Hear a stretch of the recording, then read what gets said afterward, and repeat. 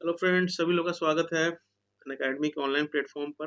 मैं राजेश शर्मा आप लोग का स्वागत करता हूं। Let's begin and let's crack it friend. और जैसा कि आप लोग देख रहे हैं, बहुत पसंद भी कर रहे हैं इन्वायरमेंट इकोलॉजी का जो करंट डेवलपमेंट है, और इसके अलावा हम लोग इंडियन पॉलिटी का जो करंट डेवलपमेंट है उस पर भी बात करेंगे। उस पर भी क्लासेस होंगी और इंडियन इकोनॉमी पे भी क्लासेस होंगी जो करंट डेवलपमेंट हो रहा है। तो लेट्स बिगिन फ्रेंड।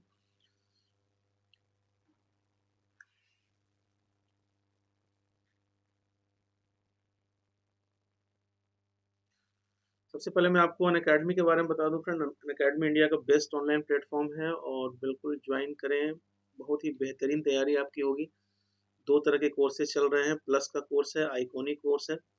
ठीक है, दोनों में से किसी में ज्वाइन कर सकते हैं, बट आइकॉनिक बेस्ट है क्योंकि इसमें आपको स्टडी के साथ साथ प्रॉपर गाइडेंस भी आपको प्रोवाइड की जाती है जो अनअकैडमी की बेस्ट टीम के द्वारा।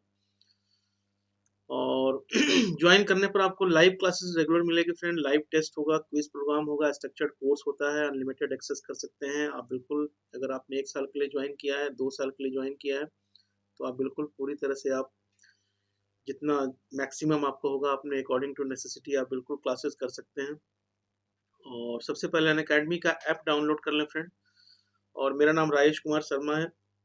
पिछले 18 ईयर से आईएएस एस्पिरेंट्स को गाइड कर रहा हूँ। काफ़ी लोगों का सिलेक्शन हुआ है, अभी शामिल हो सकते हैं। मेरे कोड का इस्तेमाल करें। टेलीग्राम से मेरे से जुड़ सकते हैं आप, जिसमें मेरे क्लास के सारे नोटिफिकेशन, पीडीएफ वगैरह, नोट्स वगैरह सारे मिल जाएंगे। और ज्वाइन करने पर आपको इंडिया के बेस्ट एजुकेटर एक प्लेटफॉर्म पर मिलते हैं जिससे आप अपने प्रिपरेशन को बेहतर कर पाते हैं। और बहुत सारे कोर्सेज चल रहे हैं फ्रेंड। तो फी जो आपकी है, तो प्लस की जो फी आपकी बता दूं फ्रेंड। जो प्लस है इसमें आपका 1 ईयर का, 2 ईयर का और 3 ईयर का जो फी है ये डिस्प्ले हो रहा है। इसमें मेरे कोड का इस्तेमाल करें, RKS10 मेरा कोड है।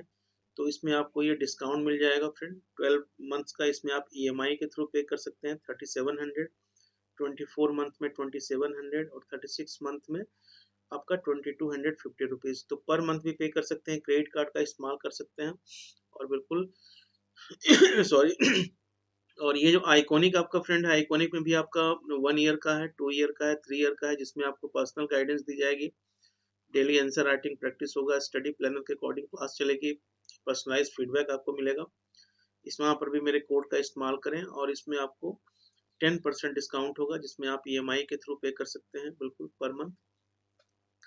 और ऑप्शनल इंपॉर्टेंट होता है फ्रेंड। ऑप्शनल आपके सिलेक्शन में काफ़ी इंपॉर्टेंट रोल प्ले करता है। ऑप्शनल है, इससे है, इन सब चीज़ों पर विशेष ध्यान देना होता है।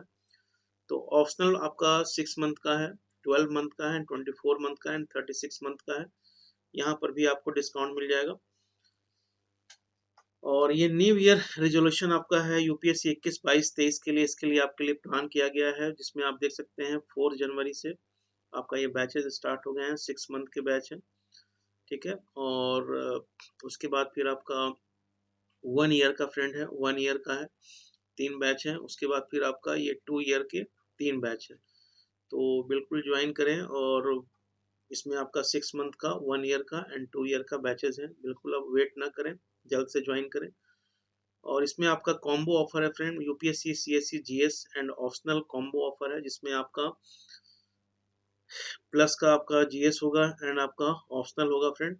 इसके अंतर्गत आपका लाइव क्लासेस होंगी, टेस्ट सीरीज है और स्ट्रक्चर्ड कोर्स है, अनलिमिटेड एक्सेस कर सकते हैं। उसी तरह से आइकॉनिक का आपका है, इंडिया बेस्ट एजुकेटर आपको गाइड करेंगे। इंटरेक्टिव लाइव क्लासेस होगा, स्ट्रक्चर्ड कोर्स होगा, पीडीएफ मिलेगा, पर्सनल कोच होगा, आंसर राइटिंग प्रैक्टिस होगी, स्टडी ट्रैकर आपका होगा।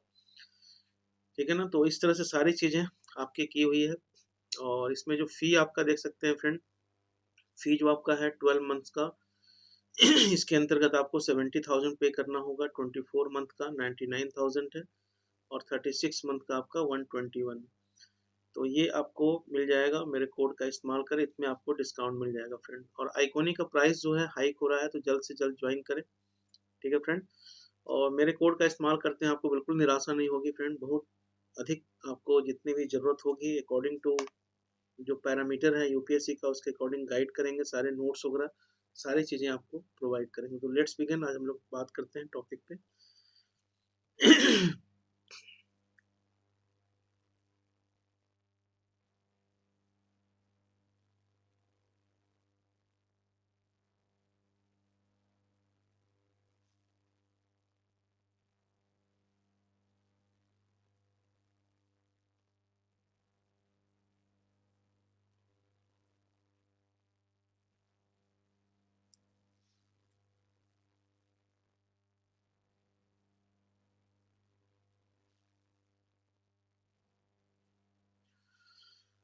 आज हम लोग बात करने वाले हैं फ्रेंड ग्रीन इकोनॉमी, ठीक है, इकोसिस्टम एंड ग्रीन इकोनॉमी में बात करेंगे। कल हम लोगों ने बहुत सारी चीजें देखा था इन्फॉर्मेशन, और बिल्कुल मैं आपको लेके चल रहा हूँ कि 2021 के जो प्री के लिए इम्पोर्टेंट है, जिसमें अब मैं आपको स्टार्टिंग से लेके चल रहा हूँ फ्रेंड, पूरे एक साल का आपका जितना भी इन्वायरमेंट इकोलॉजी का जो डेवलपमेंट है, करंट डेवलपमेंट है, उस पर सारी सामग्री मैं आपको कंटेंट में आपको उपलब्ध कराऊंगा बेहतरीन तरीके से। और उसी तरह से आपका इंडियन पॉलिटी में जो पूरा एक साल का डेवलपमेंट हुआ है उसको भी प्रोवाइड करूंगा, और पूरा इंडियन इकोनॉमी के अंतर्गत जो एक साल का डेवलपमेंट है, तो ये बिल्कुल सिस्टमेटिक रूप से होने वाला है। और जो भी इम्पोर्टेंट पॉइंट लगेगा आप उसको नोट करते जाइएगा, ठीक है। तो और इस पर मैराथन सेशन भी लेके आ रहा हूँ मैं, और हर संडे मैराथन सेशन होगा, शाम को 5 बजे से लेकर 2.5-3 घंटे की होगी। तो इसमें मैं जैसे 10 तारीख को एक मैराथन सेशन है, जिसमें हम लोग पूरा इन्वायरमेंट के इकोलॉजी के जो इम्पोर्टेंट वर्ड हैं, टर्मिनोलॉजी है, उस पर हम लोग बात करेंगे। और जो अति महत्वपूर्ण तथ्य है, जिसके बारे में जो एग्जामिनेशन में काफ़ी पूछे जाते हैं, तो उनको मैं लेके आ रहा हूँ इस संडे को। और उसके बाद फिर नेक्स्ट संडे को मैं एक भी 2.5-3 घंटे का एक मैराथन लेके आ रहा हूँ, ठीक है, जिसके अंतर्गत सर्वाधिक महत्वपूर्ण जो टॉपिक है उसको करेंगे। तो इसी तरह से हर संडे को आपको मैराथन मिलने वाला है। और शाम को 5 बजे मैंने जैसे कि बताया है आपको कि मंडे और ट्यूसडे को आपको इन्वायरमेंट एंड इकोलॉजी का करंट डेवलपमेंट बताएंगे, और वेडनेसडे थर्सडे को इंडियन पॉलिटी का, और फ्राइडे सैटरडे को आपका इंडियन इकोनॉमी में बात करेंगे हम लोग जो करंट डेवलपमेंट हुआ। और मंडे और संडे को आपको मैराथन चलेगा फ्रेंड। और ज्योग्राफी ऑप्शनल की क्लासेस 3 बजे चल रही हैं, अलग चैनल है, उस पर आप लोग सब्सक्राइब कर ले जिनका भी ज्योग्राफी ऑप्शनल है। और उसमें जीएस के पॉइंट ऑफ व्यू से भी बहुत सारी चीज़ मैं बता रहा हूँ, तो जिनका जीएस है वो भी वहाँ से पिक कर सकते हैं, अपनी प्रिपरेशन बेहतर कर सकते हैं। और इंडियन इकोनॉमी की जो क्लास में ले रहा था फ्रेंड स्पेशल क्लास में, वो बस 1-2 दिन के अंदर मैं स्टार्ट करने वाला हूँ, ठीक है ना। तो बिल्कुल जुड़े रहें। तो आज हम लोग बात करेंगे आज हम लोग बात करने वाले हैं फ्रेंड कि ग्रीन इकोनॉमी क्या होता है, ठीक है ना। तो ग्रीन इकोनॉमी का मतलब क्या है फ्रेंड, तो यहाँ पर आप फिगर में देख सकते हैं एक इसमें आपका लो कार्बन ग्रोथ, ठीक है, कार्बन का कम इमिशन हो, रिसोर्स एफिशिएंसी, संसाधन जो है उसका काफ़ी ज़्यादा बहुलता हो, एंड सोशल इंक्लूसिविटी जो आपका है इसमें, मतलब समावेशी विकास एक कह सकते हैं। इसकल टू क्या होता है, सस्टेनेबल डेवलपमेंट, ठीक है ना। तो इस तरह से ही आपका इसका जो कॉन्सेप्ट है। और इसमें एक प्रसिद्ध पर्यावरणविद हैं, ठीक है, पर्यावरण अर्थशास्त्री कह सकते हैं इनको, पवन सुखदेव, ठीक है, बहुत इंपॉर्टेंट है, पवन सुखदेव पर्यावरण अर्थशास्त्री हैं। उनको हरित अर्थव्यवस्था के क्षेत्र में, मतलब ग्रीन इकोनॉमी के क्षेत्र में उनके योगदान के लिए उनको टायरल पुरस्कार 2020 से सम्मानित किया गया, ठीक है। तो ये एक इम्पोर्टेंट इंफॉर्मेशन है, इसको आप लोग इसको नोट कर सकते हैं। और संयुक्त राष्ट्र पर्यावरण कार्यक्रम, ये संगठन को मैंने काफ़ी आपको बताया friend, United Nation Environment Programme के अनुसार ग्रीन इकोनॉमी वह है जो मानव कल्याण में, जो ह्यूमन वेलफेयर में क्या करती है, सुधार करती है, ठीक है। और सोशल सामाजिक क्षमता का निर्माण करती है, और साथ ही जो इन्वायरमेंटल रिस्क है और इकोलॉजिकल क्राइसिस है उसको कम करती है। तो ये जो परिभाषा है, ये जो डिफिनेशन है, ये संयुक्त राष्ट्र पर्यावरण कार्यक्रम यूनाइटेड नेशन इन्वायरमेंट प्रोग्राम के अनुसार है, जिसमें ग्रीन इकोनॉमी को बताया गया है जो ह्यूमन वेलफेयर में मानव का कल्याण करती है, सोशल इक्विटी डेवलप करती है, और जो इन्वायरमेंटल रिस्क है और इकोलॉजिकल क्राइसिस है उसको कम करती है। इट मीन्स ये ग्रीन इकोनॉमी हो गया, ठीक है ना। तो ये इम्पोर्टेंट है। और इसमें देख सकते हैं फ्रेंड कि आपका वर्तमान प्रणाली के परिणाम स्वरूप जो विषमता में वृद्धि हो रही है, ठीक है, और जो वेस्ट का सृजन हो रहा है, जो बहुत तरह के वेस्ट होते हैं, ठीक है, अपशिष्ट पदार्थ, संसाधनों का अभाव हो रहा है, रिसोर्स की कमी हो रही है, जो इन्वायरमेंट के लिए और ह्यूमन हेल्थ के लिए क्या है, व्यापक खतरे उत्पन्न कर रही हैं, ठीक है। तो ये सब चुनौतियां हैं। तो और पर्यावरण का काफ़ी नुकसान हुआ है फ्रेंड, हर तरह से। बड़ा ही ब्रॉड कॉन्सेप्ट है ये ग्रीन इकोनॉमी का, इंडियन इकोनॉमी के अंतर्गत भी इसको हम लोग स्टडी करते हैं। और इसका जो लक्ष्य है, इसका लक्ष्य है निम्न कार्बन, लो कार्बन इमिशन, मतलब कार्बन का कम उत्सर्जन करना, रिसोर्स काफ़ी इफिशियंट हो, ठीक है, और आपका इंक्लूसिव ग्रोथ हो, समावेशी विकास हो, जिसके बारे में मैंने आपको इंडियन इकोनॉमी में बताया था, ठीक है? समावेशी अर्थव्यवस्था को प्रोत्साहित करता है। तो बड़ा ही इम्पोर्टेंट टॉपिक है ये, आमतौर पर इसको लोग नहीं पढ़ते हैं, लेकिन इससे क्वेश्चन जो है पूछा जाएगा फ्रेंड, क्योंकि ये हर जगह ये इससे प्रश्न पूछा जा रहा है ऑलरेडी। तो ये ध्यान रखिएगा और जो इम्पोर्टेंट पॉइंट होगा उसको नोट करते चलिएगा कि वर्तमान में जो विषमता है, जो अनइक्वालिटी डेवलप हो रहा है, इतना ज़्यादा वेस्ट का बन रहा है, रिसोर्स का अभाव हो रहा है, और इन्वायरमेंट और ह्यूमन हेल्थ के लिए जो है ये बहुत सारे चैलेंजेस उत्पन्न हो रहे हैं। तो ग्रीन इकोनॉमी का जो लक्ष्य हो गया, लो कार्बन इमिशन, रिसोर्स को एफिशिएंट करना और इंक्लूसिव अर्थव्यवस्था को, समावेशी इंक्लूसिव ग्रोथ को है सो इनकरेज करना। और वर्तमान ठीक है फ्रेंड, और इकोसिस्टम और ग्रीन इकोनॉमी का जो आपका है, ग्रीन ग्रोथ जो आपका है फ्रेंड, तो इसमें क्या है यहाँ पर देख सकते हैं फिगर में आप, ठीक है? ग्रीन हाउस गैसेस जो हैं उसको कम इमिशन करना, ठीक है? लो कार्बन ग्रोथ, कार्बन का कम इमिशन हो, इकोनॉमिक ग्रोथ हो, ठीक है? साथ में इक्विटेबल ग्रोथ हो, समावेशी विकास हो, सोशल डेवलपमेंट हो, सामाजिक विकास हो, पॉवर्टी पॉवर्टी जो है उसका एरेडिकेशन हो, पॉवर्टी को खत्म किया जाए, ठीक है? Strong communities and habitat develop हो, ठीक है? जो मजबूत जो समुदाय है और पर्यावास है वो विकसित हो, बायोडायवर्सिटी है and ecosystem goods and services का डेवलपमेंट हो, बायोडायवर्सिटी में और ज़्यादा बायोडायवर्सिटी का डेवलपमेंट हो, इकोसिस्टम स्ट्रॉन्ग हो, गुड हो, स्टेबल हो, जो इकोलॉजिकल सर्विसेज हैं वो बेहतर हो, ठीक है? वैल्यू नेचुरल कैपिटल है, ठीक है? इकोसिस्टम रेजिलेंस है, ठीक है? क्लाइमेट एडेप्टेशन एंड मिटिगेशन है। तो इसका मतलब क्या है, ये आपका ग्रीन ग्रोथ से संबंधित है, और यह जो है ये क्वालिटेटिव डेवलपमेंट के कॉन्सेप्ट पर है।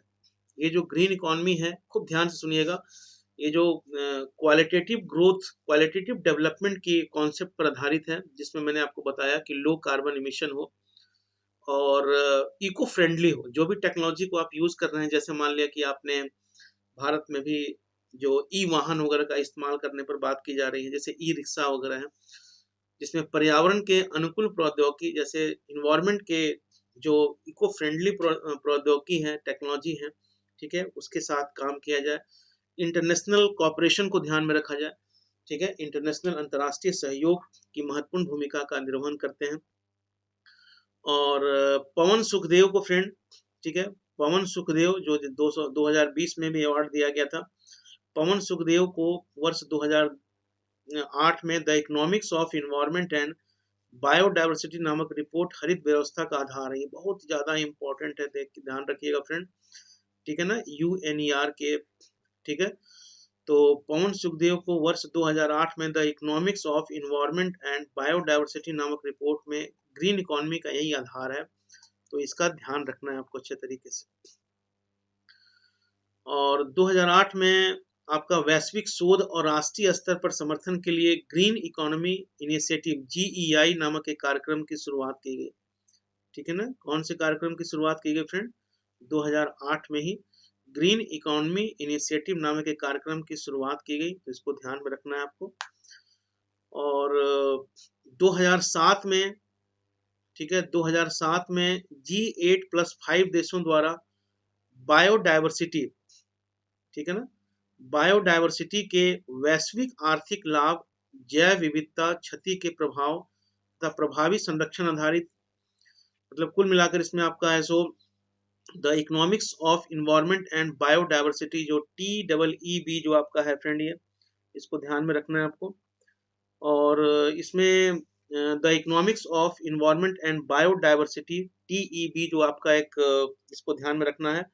और 2007 में G8+5 देशों द्वारा बायोडायवर्सिटी का जो ग्लोबल आर्थिक लाभ है, मतलब ग्लोबल जो इकोनॉमिक बेनिफिट्स है, ठीक है, और जो जैव विविधता के, बायोडायवर्सिटी में अगर किसी प्रकार का लॉस हो रहा है, ठीक है, तो जैव विविधता की क्षति के प्रभाव और उस पर कैसे कंजर्वेशन किया जा सकता है, ठीक है, कैसे सेफगार्ड डेवलप किया जा सकता है, तो उस पर एक प्रस्ताव रखा गया था। तो ये याद रखिएगा, ये जो संगठन आपका है TEEB, the economics of environment and biodiversity. और TEB जो आपका है एक ग्लोबल इनिशिएटिव है जो प्रकृति के मूल्यों को, जो नेचर का जो वैल्यूज वगैरह है उसको प्रकट करने पर केंद्रित है।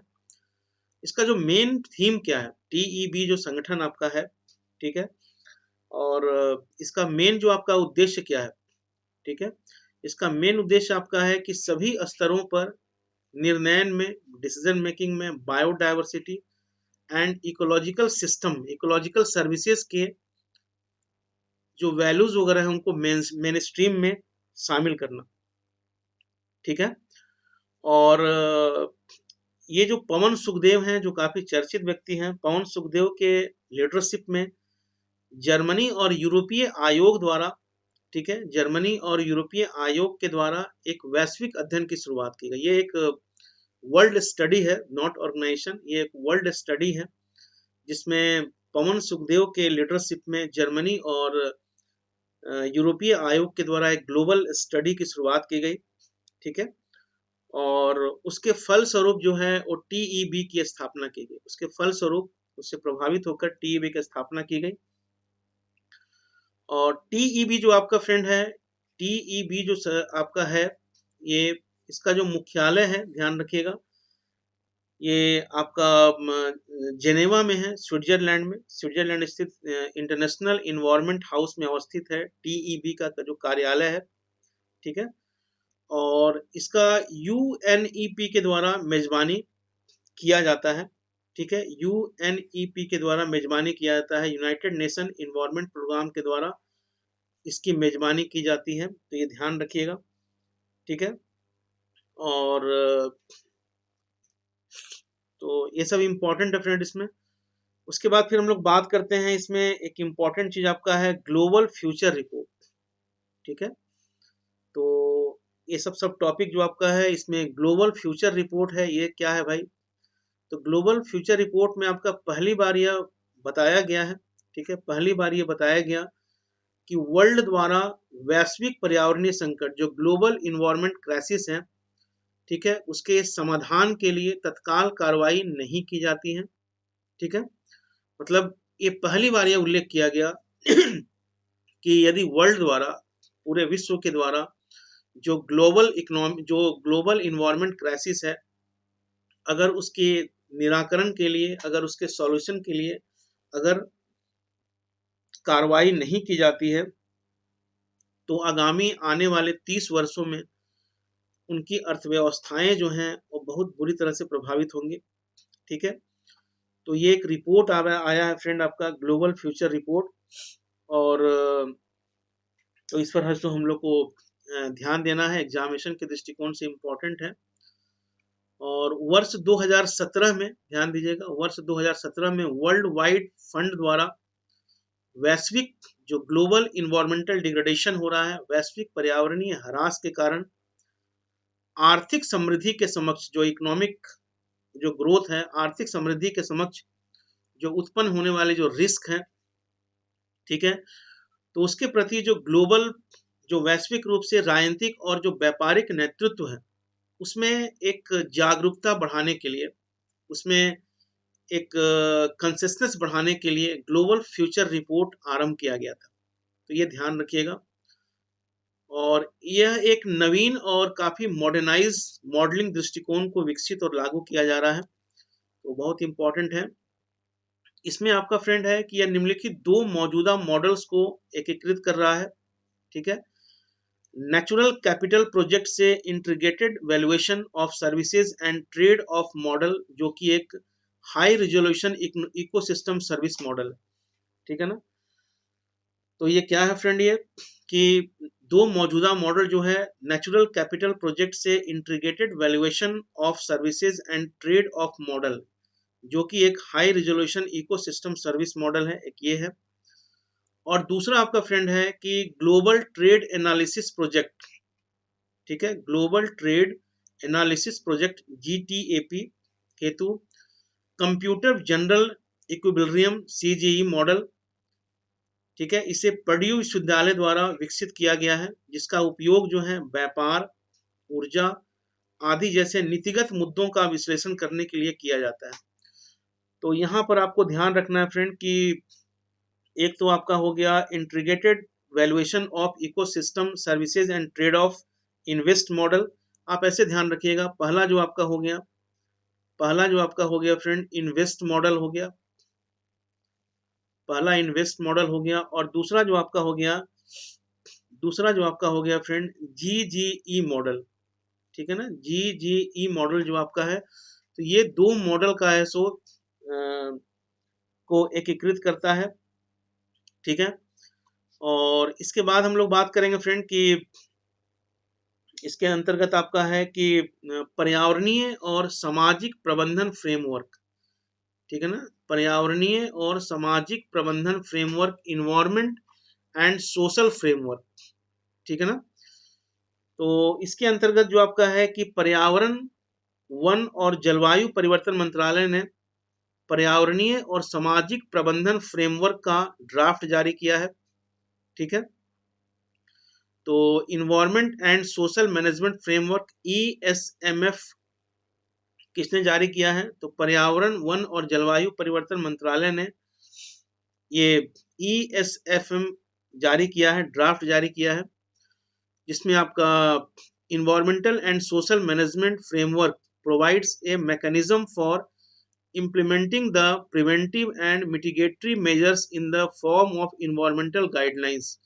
ठीक है, मतलब कहने का अर्थ आपका फ्रेंड है कि जो ESMF जो आपका जो जारी किया गया है, इसके अंतर्गत जो इन्वायरमेंटल मतलब पर्यावरण को कैसे बेहतर कर सकते हैं, ठीक है, कैसे इसको और ज़्यादा रीच कर सकते हैं, उसके संदर्भ में ये है।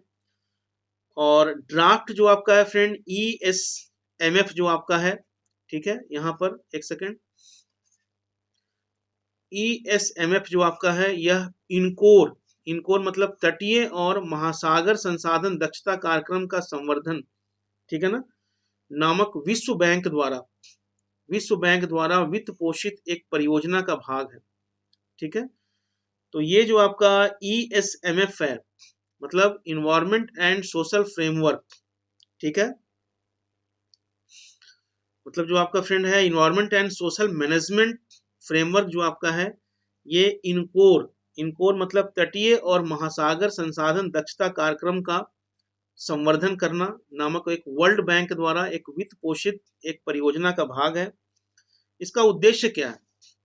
इसका उद्देश्य है भारत के जितने भी तटीय राज्य हैं, ध्यान दीजिएगा, इसका उद्देश्य है भारत के जितने भी तटीय राज्य हैं, संघ शासित प्रदेशों में जो एकीकृत जो तटीय क्षेत्र हैं, उनके प्रबंधन को, उनके मैनेजमेंट को बेहतर करना। ठीक है ना, तो ये इसका उद्देश्य है, ध्यान रखिएगा। ESMF जो आपका है environmental and social management framework, और ESMF जो आपका है ये इनकोर नामक विश्व बैंक द्वारा वित्त पोषित, ठीक है, मतलब वर्ल्ड बैंक के द्वारा उसको फंडिंग किया जाता है इनकोर को। इनकोर क्या है भैया? तटीय और महासागर संसाधन दक्षता कार्यक्रम का संवर्धन करना, जो कोस्टल एरिया है, जो मैरिन रिसोर्स एफिशिएंसी प्रोग्राम है, उसको इनरिच करना, उसको बेहतर करना। तो वर्ल्ड बैंक के द्वारा इसको फंडिंग किया जाता है इनकोर को। तो इनकोर के द्वारा जो आपका है उसके आपका ये रिलेटेड है ESMF जो environmental and social management framework है। और इसके अंतर्गत क्या करते हैं? इसके अंतर्गत जो कोस्टल एरिया है, जो तटीय क्षेत्र है, उसमें और कैसे वहां पर बेहतर कर सकते हैं। और जैसे देख सकते हैं इसका उद्देश्य क्या है, भारत के जितने भी तटीय राज्य हैं, ठीक है, और जो संघ शासित प्रदेश हैं, तो वहां पर इंटीग्रेटेड कोस्टल एरिया मैनेजमेंट को, जो कोस्टल एरिया मैनेजमेंट है, एकीकृत तटीय क्षेत्र प्रबंधन को मजबूत करना है। और ये ESMF जो आपका फ्रेंड है, ठीक है, इसमें इनकोर की विभिन्न उप परियोजनाओं के नियोजन, डिजाइन, निर्माण और परिचालन के समय उपयुक्त उपायों को अपनाकर सोशल एवं इन्वायरमेंटल इफेक्ट का प्रबंधन करना है। तो इनकोर भी आप ध्यान रखिएगा, जो वर्ल्ड बैंक के द्वारा फंडिंग एक ऑर्गेनाइजेशन है, उसके द्वारा ESMF जो आपका है वो तैयार किया गया है। तो ये आपका इंपॉर्टेंट हो गया। अब हम लोग बात करेंगे फ्रेंड, एक बार हम आपको लास्ट में रिवाइज भी करा देंगे। अब हम लोग बात करेंगे, बहुत इंपॉर्टेंट टॉपिक है, मैंने आपको बताया भी है। ये आपका ज्योग्राफी के दृष्टिकोण से, इन्वायरमेंट के दृष्टिकोण से काफी इंपॉर्टेंट फ्रेंड। कोरल रिस्टोरेशन, ठीक है ना, क्या है कोरल, प्रवाल पुनर्स्थापना, कोरल रिस्टोरेशन क्या होता है, ठीक है ना। तो इसमें आपका फ्रेंड है कि भारतीय प्राणी संरक्षण ने जूलॉजिकल सर्वे ऑफ इंडिया जेडेसाई, तो जूलॉजिकल सर्वे ऑफ इंडिया ने गुजरात के वन विभाग की सहायता से, गुजरात का जो फॉरेस्ट डिपार्टमेंट है उसकी सहायता से पहली बार बायो रॉक तकनीक का उपयोग कर रहा है। ठीक है, क्या है बायो रॉक तकनीक, तो पहली बार बायो रॉक तकनीक का उपयोग करके प्रवाल भित्तियां, जो कोरल रीफ है, जो कोरल एरिया है जो संकट में है, उसको रिस्टोर कर रहा है, पुनर्स्थापित करने का प्रयास किया है। बहुत इंपॉर्टेंट है, इसको ध्यान रखिएगा। कोरल रिस्टोरेशन मतलब हो गया कि जेडेसाई जो आपका है, मतलब जहां कोरल संकट में है उसको बेहतर करना। तो जेडेसाई के द्वारा जूलॉजिकल सर्वे ऑफ इंडिया ने गुजरात के वन विभाग की सहायता से पहली बार बायो रॉक तकनीक का उपयोग करके कोरल का रिस्टोरेशन करने का प्रयास कर रहा है, प्रवाल पुनर्स्थापना। और गुजरात का जो बायो रॉक तकनीक जो आपका फ्रेंड है, ये क्या होता है मैं आपको बता दूं। बायो रॉक जो होता है ये इस्पात, मतलब जो स्टील होता है उसका स्ट्रक्चर होता है, और समुद्री जल में जो, जहां पर कोरल है समुद्री जल में बहुत सारे जो सॉल्युबल जो मिनरल्स वगैरह हैं उसका उसका संचय करने, मतलब विद्युत संचय से निर्मित पदार्थ है। और ये जो स्टील स्ट्रक्चर है उसको समुद्र तल पर स्थापित किया जाता है, उसका समुद्र तल पर स्थापित किया जाता है, और यह ऊर्जा स्रोत से जुड़े होते हैं, मतलब इनको एनर्जी मिलते रहती है। और यह तकनीक जो है वो जल में इलेक्ट्रोड के माध्यम से अल्प मात्रा में विद्युत को प्रवाहित करने का कार्य करती है, ठीक है ना। और जब एक पॉजिटिव चार्ज और निगेटिव चार्ज, पॉजिटिव चार्ज जो एनोड हो गया और निगेटिव चार्ज कैथोड को समुद्र तल पर स्थापित कर उनके मध्य इलेक्ट्रिसिटी प्रवाहित की जाती है, तो कैल्शियम आयन एवं कार्बोनेट आयन, कैल्शियम आयन एवं कार्बोनेट आयन परस्पर क्या होते हैं, संयोजित होते हैं, तथा जो संरचना है तथा संरचना से संलग्न हो जाते हैं। इसके परिणाम स्वरूप क्या होता है कि कैल्शियम कार्बोनेट का निर्माण होता है।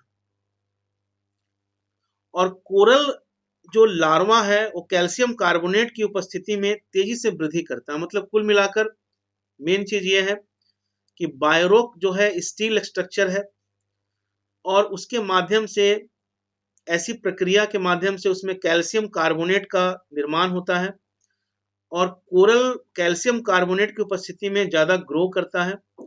जो टूटे हुए जो प्रवाल होते हैं, जो ब्रेक प्रवाल हैं, ये जो टूटे हुए प्रवाल के जो टुकड़े हैं वो बायो रॉक संरचना से रिलेटेड होते हैं, संबद्ध होते हैं। और जहां वे अपने कम, मतलब जो मतलब ऐसे नॉर्मल रूप से कम ग्रोथ होता है, लेकिन ये करने से ये कम से कम 4 से 6 गुना तेजी से वृद्धि करने में सक्षम हो जाते हैं, ठीक है ना। तो ये आपका बायोरॉक तकनीक है, इसको ध्यान रखिए। केवल ये जानिए कि जो बायोरॉक तकनीक है वो कोरल रिस्टोरेशन में यूज किया जा रहा है, गुजरात में किया जा रहा है फ्रेंड।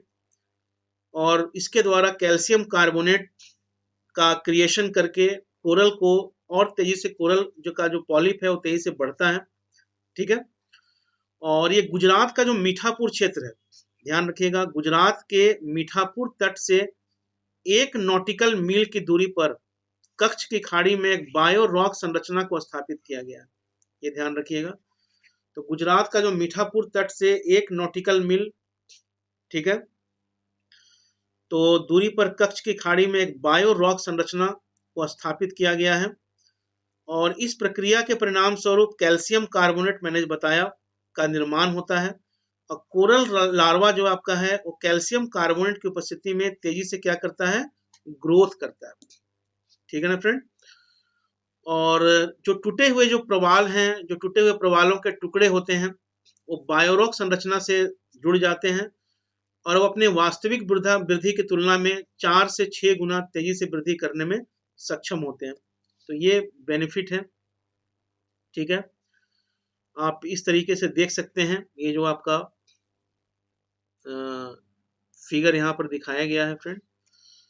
उसके बाद हम लोग बात करते हैं कि जो कोरल रीफ है, ये पृथ्वी पर जैविक रूप से सर्वाधिक मतलब काफी इंपॉर्टेंट इकोसिस्टम में से एक है और इकोलॉजिकल पॉइंट ऑफ व्यू से देखा जाएगा तो कोरल रीफ जो है काफी इंपॉर्टेंट है और महासागरों में जो प्रजातियों की विविधता है, डाइवर्सिटी है मैरिन एरिया में, ओशन में। और कोरल रीफ को मैंने पहले ही बताया था, कोरल रीफ को उष्णकटिबंधीय वर्षा वनों के समान माना जाता है, ठीक है। प्रवाल भित्तियां जो है, कोरल रीफ जो है वो जलवायु के दृष्टिकोण से भी, क्लाइमेटिक पॉइंट ऑफ व्यू से देखा जाएगा तो काफी इंपॉर्टेंट है और जलवायु परिवर्तन और क्लाइमेटिक चेंज के संबंध में काफी दीर्घकालिक रिकॉर्ड प्रदान करती है। भारत में जो कोरल रीफ है तो कच्छ की खाड़ी, मन्नार की खाड़ी बता चुका हूँ, इंडियन ज्योग्राफी में हर जगह। अंडमान निकोबार है, लक्षद्वीप समूह है, महाराष्ट्र मालवन के क्षेत्रों में पाई जाती है। अंडमान निकोबार में फ्रिंजिंग रीफ के रूप में पाई जाती है और लक्षद्वीप में एटॉल के रूप में है। प्रवाल भित्ति के प्रकार भी बहुत सारे होते हैं, तटीय प्रवाल भित्ति है, फ्रिंजिंग रीफ है, बैरियर रीफ है, एटॉल है, ठीक है। इस प्रकार की प्रवाल भित्तियां हैं। ग्रेट बैरियर रीफ जो है ऑस्ट्रेलिया में है, जो काफी ज्यादा कोरल ब्लीचिंग वगैरह भी मैं आपको ऑलरेडी बता चुका हूँ फ्रेंड, काफी इंपॉर्टेंट है। तो उद्देश्य यही है कि आपका एक भी प्रश्न न छूटे इन्वायरमेंट इकोलॉजी के अंतर्गत, ठीक है। और पर्यावरण एवं पारिस्थितिकी में जितना भी एक साल में आपका करंट डेवलपमेंट हो रहा है, तो मैं बिल्कुल बेसिक से लेके चल रहा हूँ, एक साल का पूरा कराऊंगा फ्रेंड। तो जैसे जैसे एग्जामिनेशन आपका करीब आते जाएगा तो और भी चीज़ों को मैं मैराथन वगैरह के माध्यम से कि आपका, और ज्योग्राफी और अगर इन्वायरमेंट को मिला के देखा जाए तो कम से कम 25-26 प्रश्न पूछे जाते हैं, काफ़ी इंपॉर्टेंट एरिया है। और इसी तरह से मैं आपका पूरा पॉलिटी में भी काफ़ी नई नई चीज़ें आ रही हैं, उस पर है, इंडियन इकोनॉमी पे भी काफ़ी नई नई चीज़ें आ रही हैं। तो उन सारी चीज़ों पर मतलब कुल मिलाकर आपको ऐसा करंट डेवलपमेंट और बेसिक के साथ बता करा दूंगा कि आपके सारे प्रश्न अच्छे तरीके से आप कर पाएँ। जो कोरल रिस्टोरेशन आपका है फ्रेंड, तो यहाँ जो आपका अंगरिया बैंक है, अंगरिया बैंक तट में नवीन प्रवाल प्रजातियों की खोज की गई है, ठीक है। ये आपका एक इम्पॉर्टेंट है और यह भारत के पश्चिमी तट से 100 मील की दूरी पर, भारत का जो पश्चिमी तट है उसके 100 मील की दूरी पर एक निमज्जित मतलब समुद्र के अंदर एटॉल आइलैंड, क्या है, क्या है, एटॉल आइलैंड है। तो पश्चिमी तट पर आपका लक्षद्वीप है, तो 100 मील की दूरी पर एक निमज्जित एटॉल आइलैंड है और यहाँ पर अंगरिया बैंक जो आपका है, नवीन प्रवाल प्रजातियों की यहाँ पर खोज की गई है, इसमें आपको ये ध्यान रखना है। अंगरिया बैंक जो है स्थित प्रवाल की विशेषता यह है कि यह अन्य प्रवालों के विपरीत समुद्र के लगभग मध्य में अवस्थित है। ये एक इम्पॉर्टेंट इंफॉर्मेशन है, इसको ध्यान रखिएगा फ्रेंड, कि अंगरिया बैंक जो है वो प्रवाल ये आपका पश्चिमी तट से करीब 100 मील की दूरी पर है, खोजा गया है इसको, और ये समुद्र के लगभग मध्य में अवस्थित है। और अगर देखा जाए कि प्रवाल के समक्ष बहुत सारा डिटेल मैंने ओशनोग्राफी में, फिजिकल ज्योग्राफी में बहुत सारे चीज़ों में बताया है फ्रेंड, कि प्रवाल के समक्ष जो उत्पन्न खतरे हैं, तो प्रवाल के समक्ष जो उत्पन्न प्रमुख खतरे हैं उसमें जैसे प्राकृतिक रूप से देखा जाएगा, मानव जनित रूप से देखा जाए तो प्राकृतिक रूप से हम लोग देखते हैं फ्रेंड, अगर तो जैसे आपका जलवायु परिवर्तन है, ठीक है ना, जैसे आपका जलवायु परिवर्तन है, क्लाइमेटिक चेंज हो रहा है, उसका इम्पैक्ट होता है, प्रवाल के लिए खतरा है। अवसादों का निक्षेप होना, नदियाँ जो डिपॉजिट करती है कोस्टल एरिया में, उसके कारण भी अगर सैलिनिटी बढ़ जा रही है, अगर मान लिया पीएच बढ़ जा रहा है फ्रेंड, तो ये तो प्राकृतिक हो गया, नेचुरल हो गया। हालांकि जलवायु परिवर्तन भी, उसमें भी मानव का बहुत बड़ा रोल है। खनन है, माइनिंग के द्वारा भी कोरल का खनन भी किया जाता है। गहन सागरीय अगर फिशिंग कर रहे हैं, अगर डीप सी अगर फिशिंग कर रहे हैं, टूरिज्म के द्वारा भी होता है, पॉल्यूशन के कारण भी होता है। तो ये प्रवाल के समक्ष महत्वपूर्ण खतरे हैं, तो इन सब चीजों पर भी आपको अच्छे तरीके से ध्यान रखना है। प्रवाल रिस्टोरेशन के लिए कुछ उपाय भी किए गए हैं, काफी डिटेल ऑलरेडी बता रखा है, लेकिन फिर भी एजेंडा 21 का अध्याय 17 यूनाइटेड तेलंग convention on the law of the sea, ठीक है ना, अनक्लॉज के संदर्भ में, ठीक है, तो ये आपका इंपॉर्टेंट है फ्रेंड। इसमें आप देख सकते हैं, तो यूनाइटेड नेशंस होगा यहाँ पर, United Nations Convention on the law of the Sea UNCLOS के संदर्भ में समुद्री और तटीय पर्यावरण के संरक्षण तथा सतत विकास को संबोधित करता है, जो एजेंडा 21 है, ठीक है फ्रेंड। मैंने बताया भी है एजेंडा 20 मतलब कि 21वीं शताब्दी में क्या लक्ष्य रखे गए हैं इसके बारे में। तो ये सब जो आपका है एजेंडा 21 का जो अध्याय 17 है उसमें अनक्लॉज, ये तो एजेंडा 21 का अध्याय 17 में भी इस पर बात की गई है कोरल को बचाने के लिए, और अनक्लॉज के संदर्भ में समुद्री और जो तटीय जो इन्वायरमेंट का कैसे कंजर्वेशन करना है, सस्टेनेबल डेवलपमेंट करना है। International coral reef initiative ICRI, international coral reef initiative वह राष्ट्रों और संगठनों के मध्य एक अनौपचारिक साझेदारी है, ठीक है, जो वैश्विक स्तर पर प्रवाल भित्तियों तथा संबंधित जो इकोलॉजिकल सिस्टम को संरक्षित करने का प्रयास करता है। तो एक आपका संगठन है इंटरनेशनल कोरल रीफ इनिशिएटिव, इस पर भी ध्यान रखना है, जो कोरल रीफ के इसके लिए है, बचाव के लिए है।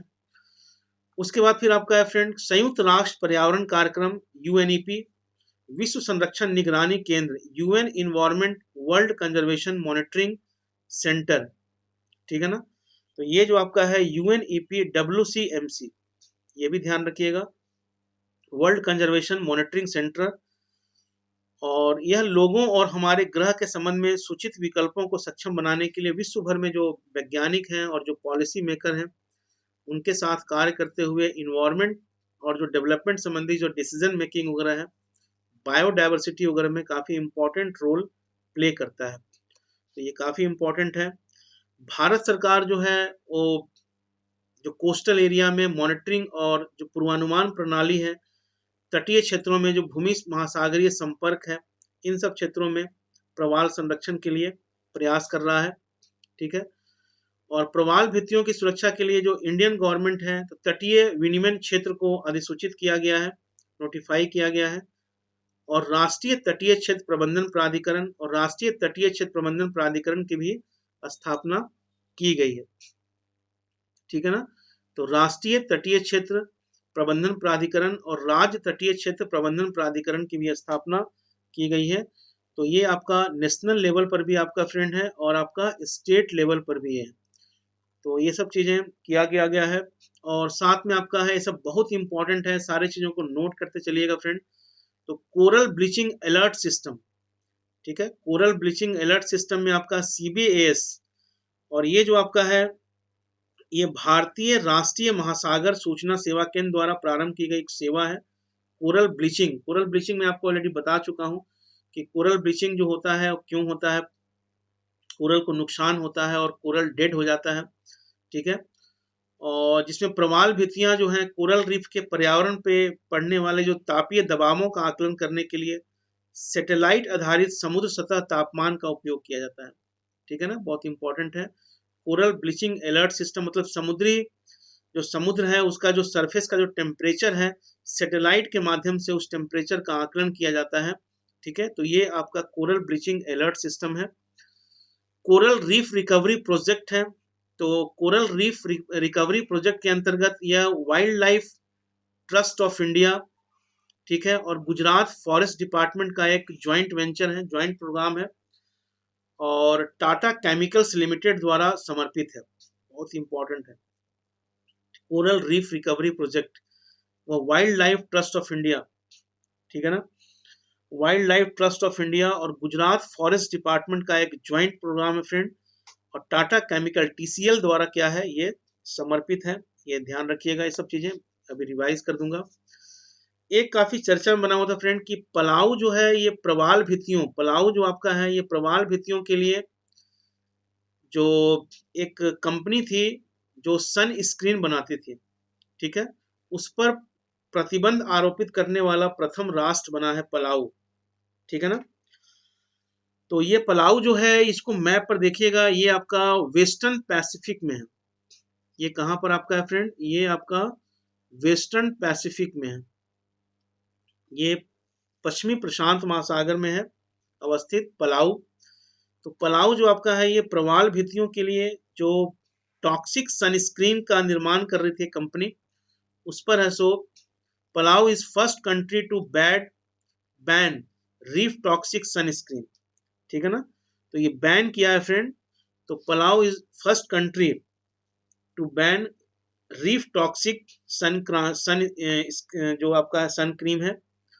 और इंटरनेशनल कोरल रीफ फाउंडेशन के अनुसार प्रतिबंधित रसायन निम्नलिखित हेतु उत्तरदायी हो सकते हैं: प्रवाल विरंजन के प्रति, कोरल ब्लीचिंग के लिए, प्रवाल का जो डीएनए है उसको क्षति पहुंचा सकता है, और जो नव विकसित प्रवाल है या तो विरूपित हो जाते हैं या उनकी मृत्यु हो जाती है। तो ये ध्यान रखिएगा फ्रेंड, जो पलाऊ है ये चर्चा में है, तो आपको ध्यान में रखना है।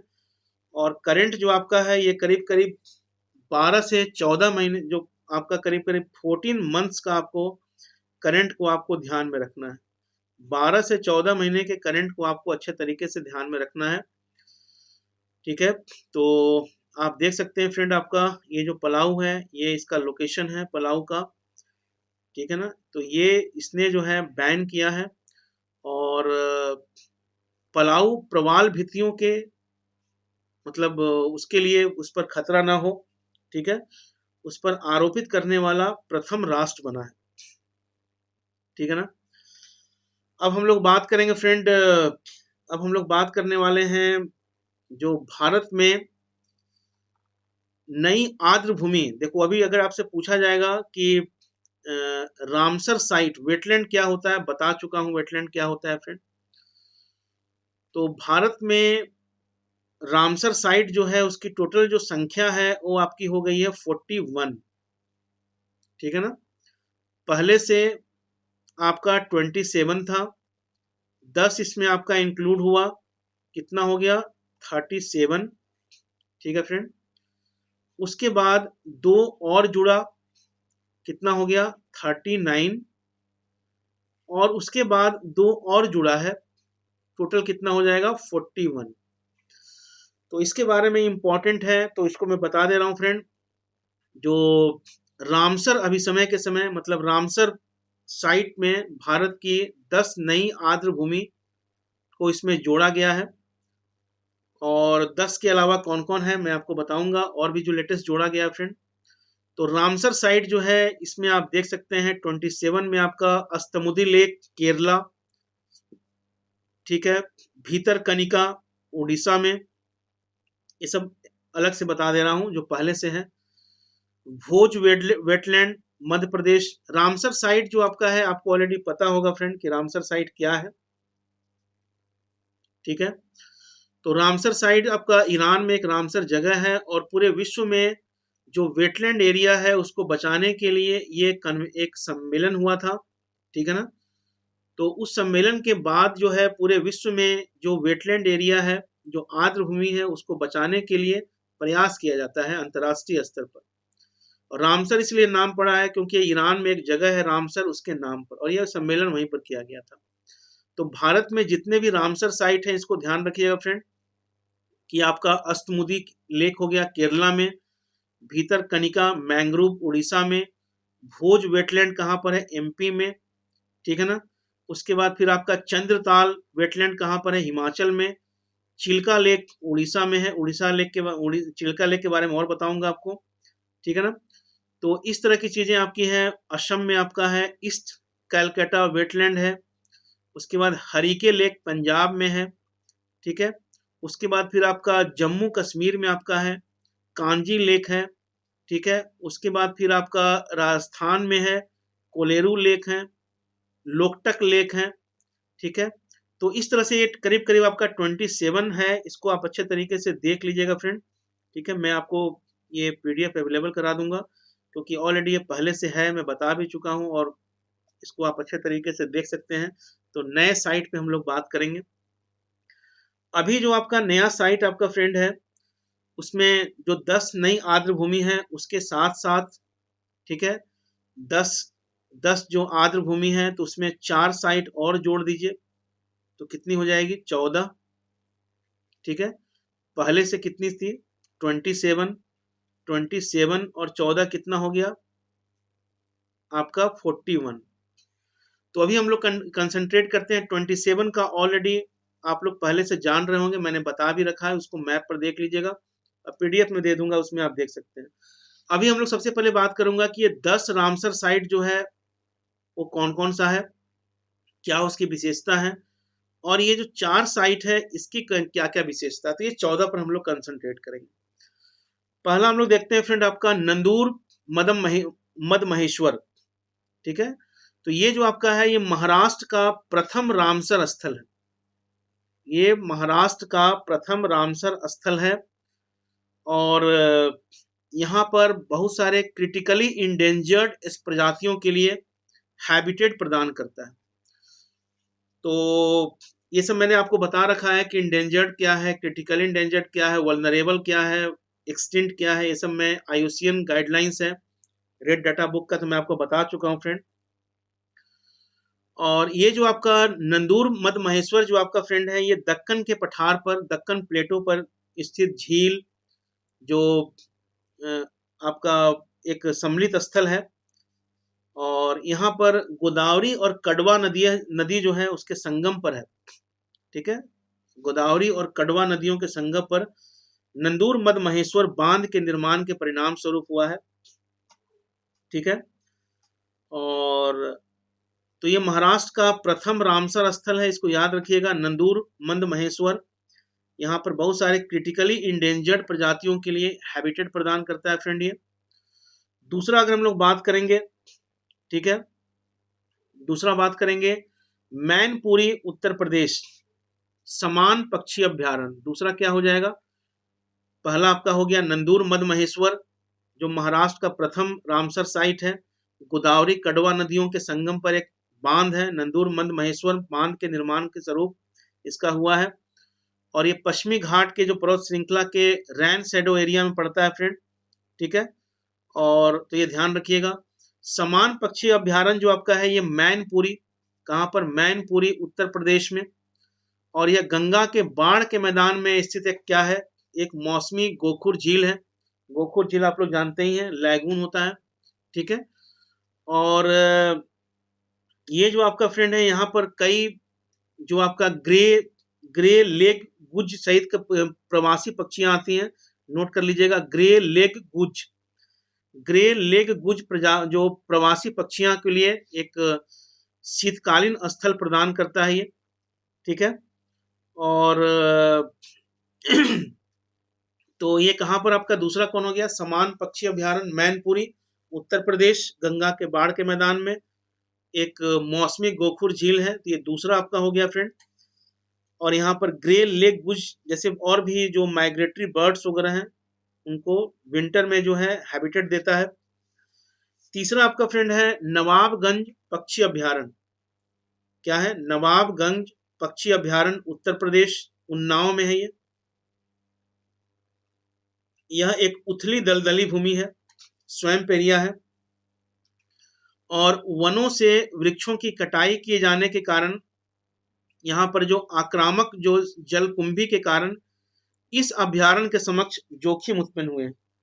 ठीक है ना, और यहाँ आने वाले जो प्रवासी पक्षी हैं साइबेरियन क्रेन, मैंने काफी डिटेल में बताया साइबेरियन क्रेन के बारे में। तो ये साइबेरियन, अगर आपसे प्रश्न पूछा जाएगा कि साइबेरियन क्रेन में कौन सा वेटलैंड के लिए मतलब है, तो आपका जो नया बना है तो उसमें कौन होगा? नवाबगंज पक्षी अभ्यारण्य।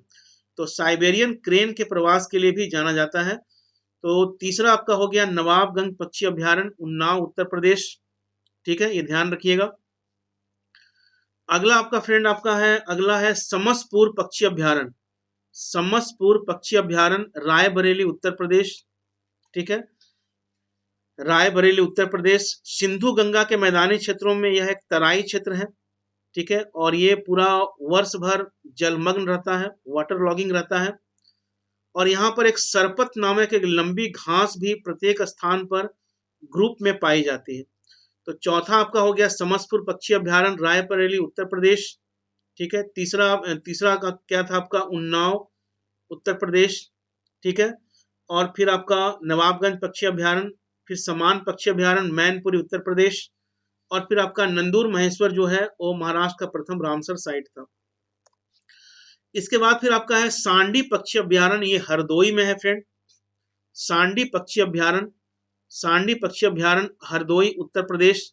यह एक अलवणीय कच्छ क्षेत्र है, और सांडी पक्षी अभ्यारण्य को इसके प्राचीन नाम दहर झील के नाम से भी जानते हैं। किस नाम से? दहर झील के नाम से भी इसको जानते हैं। दहर झील, ध्यान रखिएगा। तो 10 में से आपका 10 जो रामसर साइट बना उसमें से एक अभी तक महाराष्ट्र में आया, और 4 जो आपका आया कहां पर फ्रेंड, आपका यूपी में आया। ठीक है ना, 4 यूपी में आया और एक जो आपका आया वो महाराष्ट्र में आया। महाराष्ट्र में फिर से इसको रिवाइज कर देंगे, इसको अच्छे तरीके से करना है। तो सांडी पक्षी अभ्यारण्य को इसके प्राचीन नाम दहर झील के नाम से भी जाना जाता है, याद रखिएगा। और उसके बाद अब आपका फ्रेंड है पार्वती अर्गा पक्षी अभ्यारण्य। क्या है? पार्वती अर्गा पक्षी अभ्यारण्य, ये भी उत्तर प्रदेश में है। और यह अभ्यारण्य भारत की कुछ संकटग्रस्त जो गिद्ध प्रजातियों का निवास स्थल है, याद रखिएगा। पार्वती अर्गा पक्षी अभ्यारण्य उत्तर प्रदेश, यह अभ्यारण्य भारत की कुछ संकटग्रस्त गिद्ध प्रजातियों का निवास स्थल है। उसके बाद फिर आपका है सरसई नावर झील, ये भी आपका इटावा में उत्तर प्रदेश में है। सरसई नावर झील, इस स्थल के अधिकांश भागों में की जाने वाली जो कृषि है, कृषि पद्धतियां हैं, वो जलीय पक्षी आवासों को बनाए रखने में महत्वपूर्ण भूमिका निभाती हैं। और यहाँ सारस क्रेन भी पाई जाती है, यहाँ पर सारस क्रेन भी पाई जाती है, जो इस क्षेत्र की सबसे बड़ी प्रजाति समूह है। ठीक है, तो इसमें देखा आपने। अब हम लोग बात करेंगे फ्रेंड, आपका अगला है ब्यास संरक्षण रिजर्व पंजाब। क्या है? ब्यास संरक्षण रिजर्व पंजाब। इसमें पंजाब में मुख्य रूप से ब्यास नदी के 185 किलोमीटर तक के भाग को शामिल किया गया है। तो ये जो पंजाब आपका है फ्रेंड, ब्यास संरक्षण रिजर्व पंजाब, इसमें पंजाब के में प्रमुख रूप से ब्यास नदी के 185 किलोमीटर तक के भाग को शामिल किया गया है। और इस रिजर्व में भारत में सिंधु नदी डॉल्फिन की एकमात्र ज्ञात प्रजाति पाई जाती है। और क्रिटिकली इंडेंजर्ड घड़ियाल के पुनरुद्धार हेतु यहाँ एक कार्यक्रम की भी शुरुआत की गई है। तो ब्यास संरक्षण रिजर्व पंजाब में है। ठीक है फ्रेंड, तो उसके बाद फिर हम लोग देखेंगे नांगल वन जीवन अभ्यारण्य। नांगल वन जीवन अभ्यारण्य जो है ये भी पंजाब में है। ये पंजाब के शिवालिक फुटिल में है। कहाँ पर है? शिवालिक फुटिल में है, गिरिपद में है। और 1961 में सतलज नदी पर जो भाखड़ा नांगल परियोजना के एक भाग के रूप में मानव निर्मित जलाशय है। क्या है? मानव निर्मित जलाशय है नांगल। ठीक है, और 10वां जो आपका है फ्रेंड, ये केशोपुर मियाँ सामुदायिक रिजर्व पंजाब में। यह मानवीय हस्तक्षेप द्वारा अत्यधिक प्रभावित है। यहाँ पर अनेक फिश पॉन्ड निर्मित किए गए हैं और कमल और शाहबलूत की पैदावार की जाती है। तो ये 10 में से आप देख सकते हैं, जो 10 रामसर साइट बना, जो 10 रामसर साइट बना उसमें से एक आपका क्या हो गया फ्रेंड? महाराष्ट्र हो गया।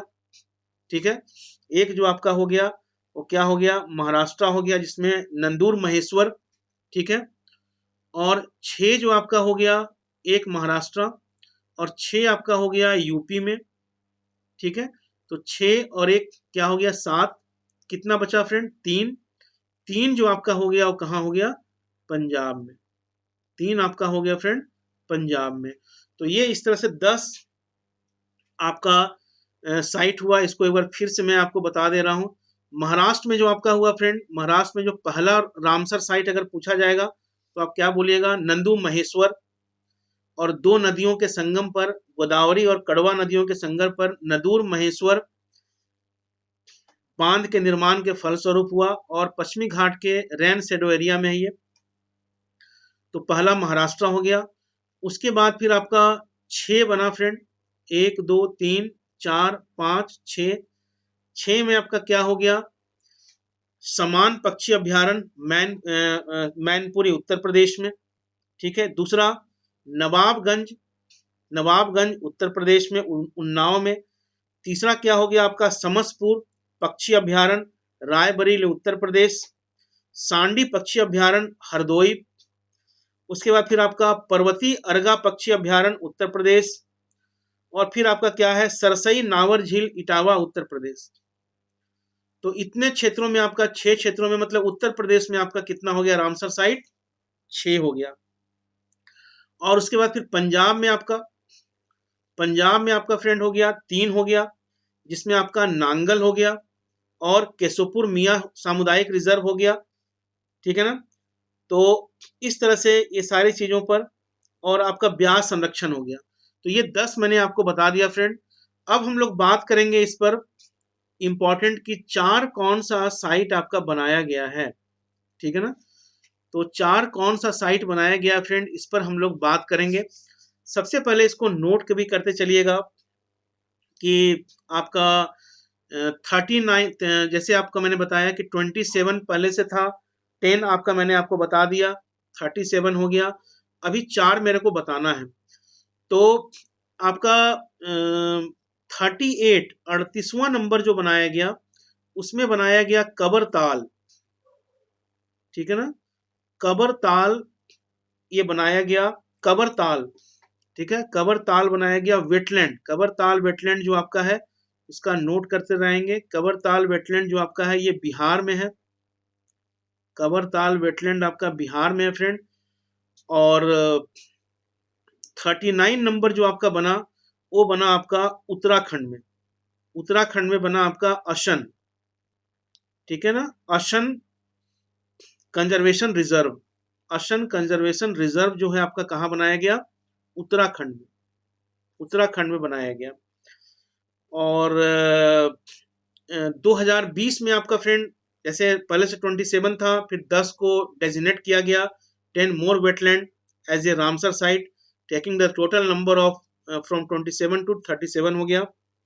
with 2 more inclusion, the total number of Ramsar site in India is 39, the highest in South Asia, ठीक है ना। साउथ एशिया में सबसे ज्यादा है।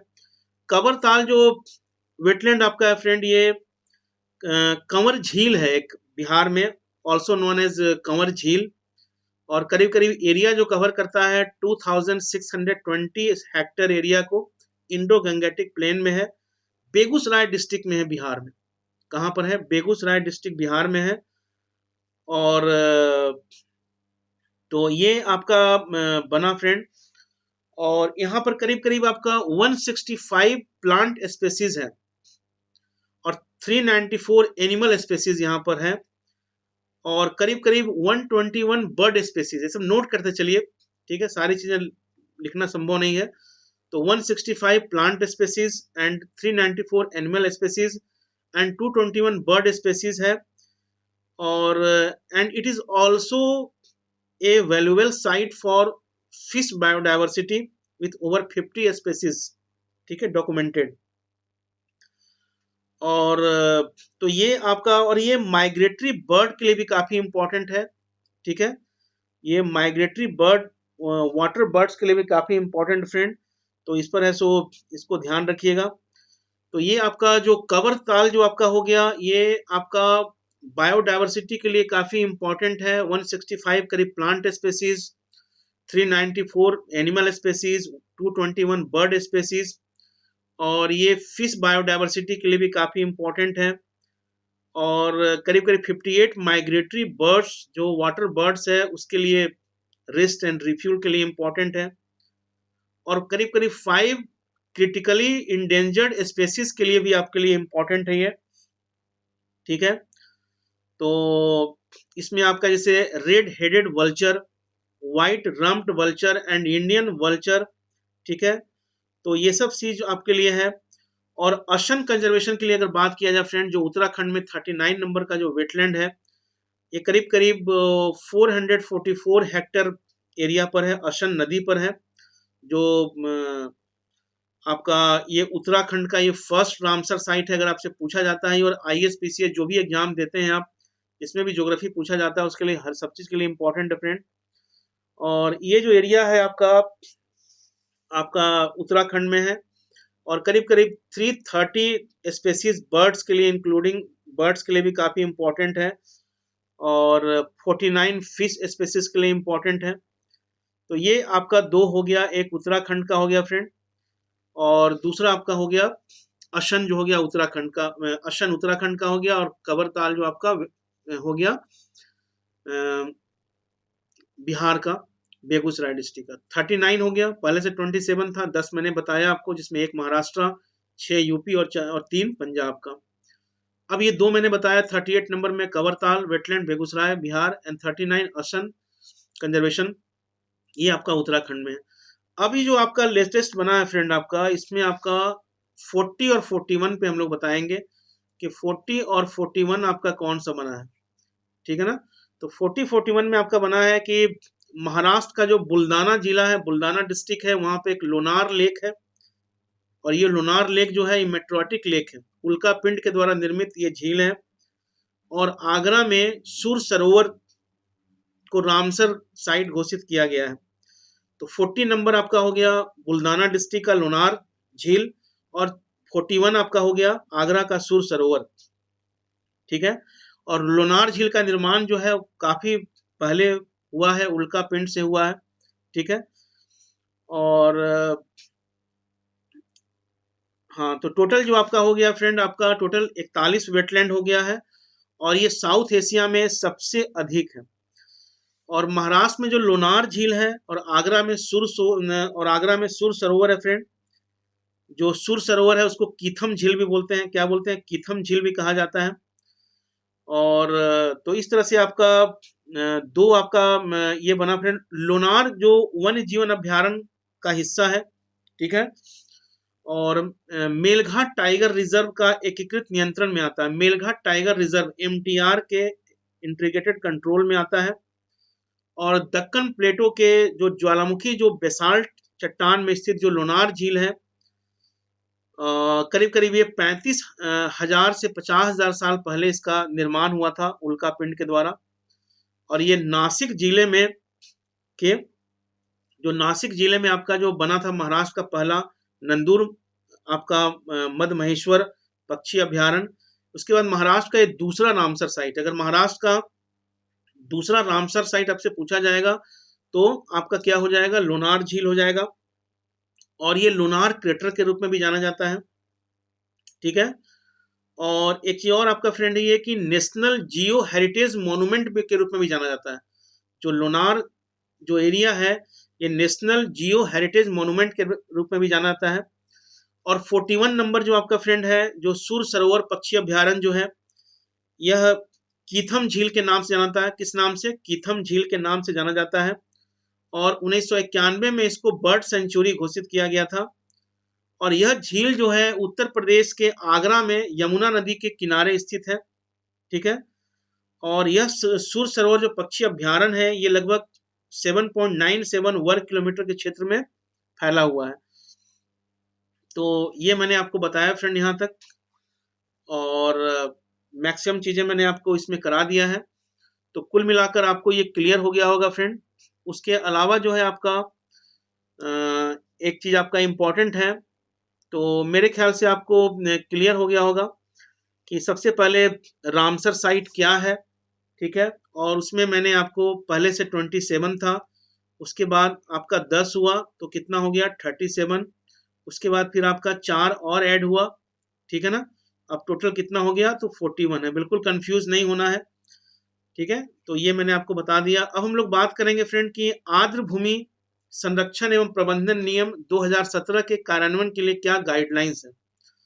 तो पर्यावरण वन और जलवायु परिवर्तन मंत्रालय ने वेटलैंड संरक्षण और प्रबंधन के लिए, कंजर्वेशन एंड मैनेजमेंट के लिए 2017 के कार्यान्वयन हेतु दिशा निर्देशों को जारी किया है, ठीक है। तो दिशा निर्देश के अंतर्गत ये है फ्रेंड कि विनियमित की जाने वाली जो आर्द्र भूमियां हैं, ठीक है, जो आर्द्र भूमि है जिसको विनियमित करना है, उसके अंतर्गत तो ये देखा जाएगा। और रामसर अभिसमय के अंतर्गत अंतर्राष्ट्रीय महत्व की आर्द्र भूमियों की सूची में नामित आर्द्र भूमि, मतलब रेगुलराइज करने वाला वेटलैंड के संदर्भ में आपका है, ये मेन हेडिंग है। उसके अंतर्गत ये पॉइंट सब है कि रामसर साइट के अंतर्गत जो इंटरनेशनल इंपॉर्टेंस की जो वेटलैंड्स है उसके सूची में कौन कौन से वेटलैंड है। जैसे अभी आपका टोटल कितना हो गया, तो 41 हो गया। केंद्र सरकार, राज्य सरकार और केंद्र शासित प्रदेश, सेंट्रल गवर्नमेंट, स्टेट गवर्नमेंट और यूनियन टेरिटरी, केंद्र शासित प्रदेश के प्रशासन के नियमों के तहत अधिसूचित आर्द्र भूमियां कौन कौन सा है, सेंट्रल गवर्नमेंट, स्टेट गवर्नमेंट और यूनियन टेरिटरी के अंतर्गत। ठीक है, इसको देखना है। सभी आर्द्र भूमियों को, जितने भी आर्द्र भूमि है, सभी आर्द्र भूमियों को आर्द्र भूमि नियमों के अंतर्गत अधिसूचित किया जा सकता है और संरक्षित क्षेत्रों और CRZ के अधिकार क्षेत्र में सम्मिलित क्षेत्रों को आर्द्र भूमि नियमों के तहत अधिसूचना से बाहर रखा गया है। ठीक है ना, तो ये चीजें जो हैं इम्पोर्टेंट है। और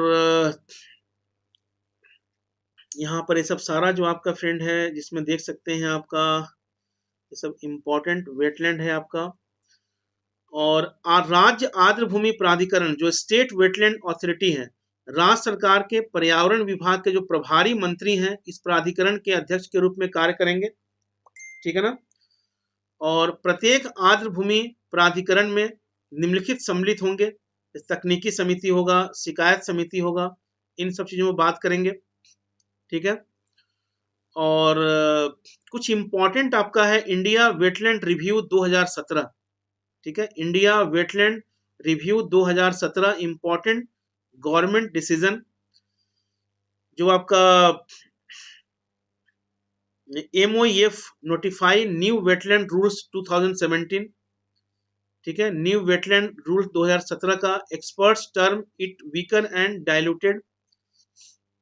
ठीक है, और इस तरह से आप चीजें कुछ कुछ है। हरियाणा में government finally recognise Najafgarh lake as water body, ये सब सरकार के द्वारा, जो स्टेट गवर्नमेंट के द्वारा किया गया, सेंटर के द्वारा क्या किया गया। MOEF notify new wetland rules 2017 experts term it weaker and diluted.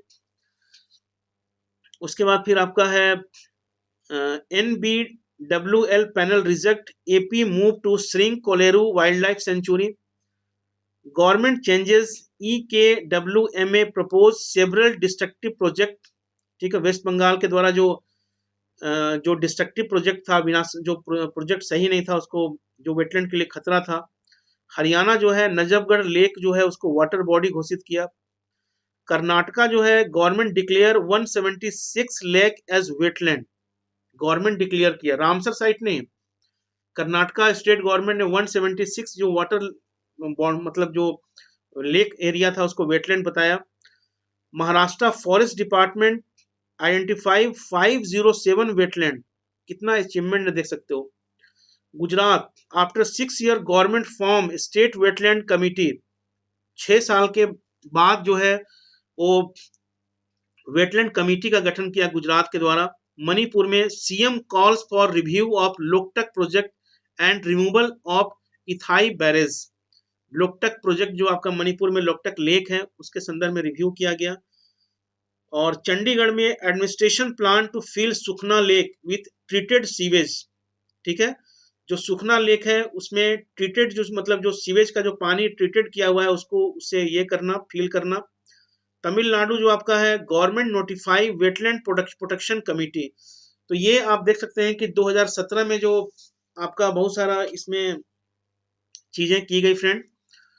और राज्य आर्द्र भूमि प्राधिकरण के कार्य के अंतर्गत देखा जाएगा तो राज्य या केंद्र शासित प्रदेश की सभी आर्द्र भूमियों की सूची तैयार करना, अधिसूचित आर्द्र भूमियों और उनके प्रभावित क्षेत्र के भीतर अनुमोदित और विनियमित गतिविधियों की एक व्यापक सूची को तैयार करना, ये गाइडलाइंस है, बहुत इंपॉर्टेंट है। अपने क्षेत्राधिकार में शामिल वेटलैंड का संरक्षण और उसका एप्रोप्रिएट यूटिलाइजेशन के लिए स्ट्रेटजी फॉर्म करना। राज्य या संघ शासित क्षेत्रों के भीतर स्थित सभी आर्द्र भूमियों संबंधित विशिष्ट प्राधिकरणों के लिए एक नोडल प्राधिकरण के रूप में कार्य करना। ठीक है ना। तो ये सब स्टेट वेटलैंड का वर्क है फ्रेंड। उसके बाद फिर आपका एक और आता है गोगाबिल का, आपने नाम सुना होगा फ्रेंड। गोगाबिल जो झील है ये काफी चर्चा में था। तो गोगाबिल झील को बिहार का पहला सामुदायिक रिजर्व घोषित किया गया। ठीक है, और मैं आपका करीब करीब 14 से 15 महीने का मैं आपको इन्वायरमेंट का करंट पढ़ा रहा हूं।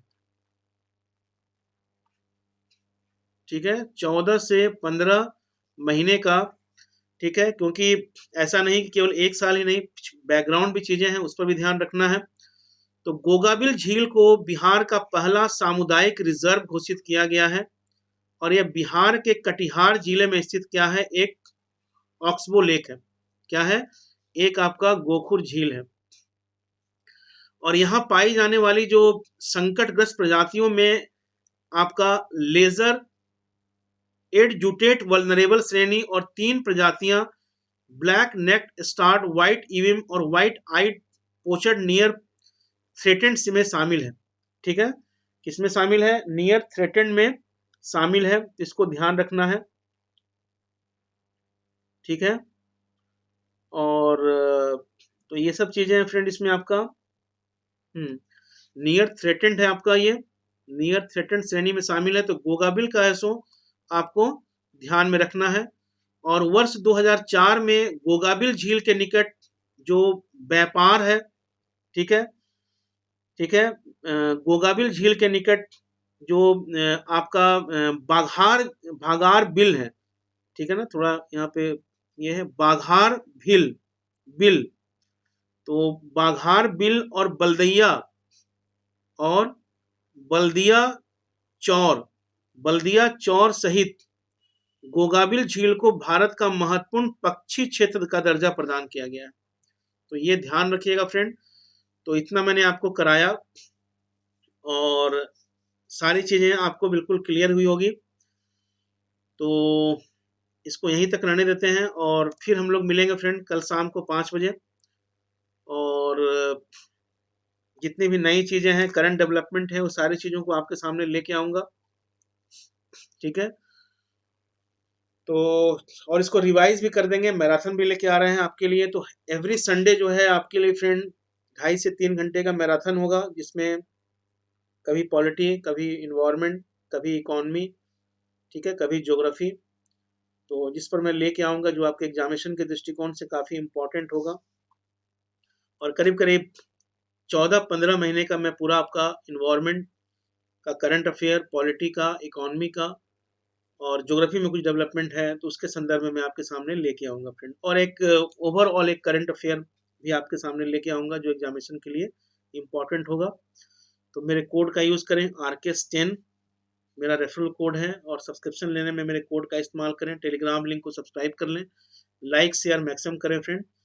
और प्लस है, आइकॉनिक है, मिनिमम 2 साल का एडमिशन लें, क्रेडिट कार्ड के थ्रू पेमेंट कर सकते हैं, EMI ऑप्शन भी है। घर बैठे बेहतरीन तैयारी आप कर सकते हैं, इससे बेहतर अनअकैडमी से बेहतर कहीं आपको नहीं मिल सकता है फ्रेंड। तो बिल्कुल ज्वाइन करें, ठीक है, और अपने प्रिपरेशन को स्ट्रीमलाइन करें, और बिल्कुल सिविल सर्विसेज आप क्रैक करें। तो okay, bye, see you, all the best.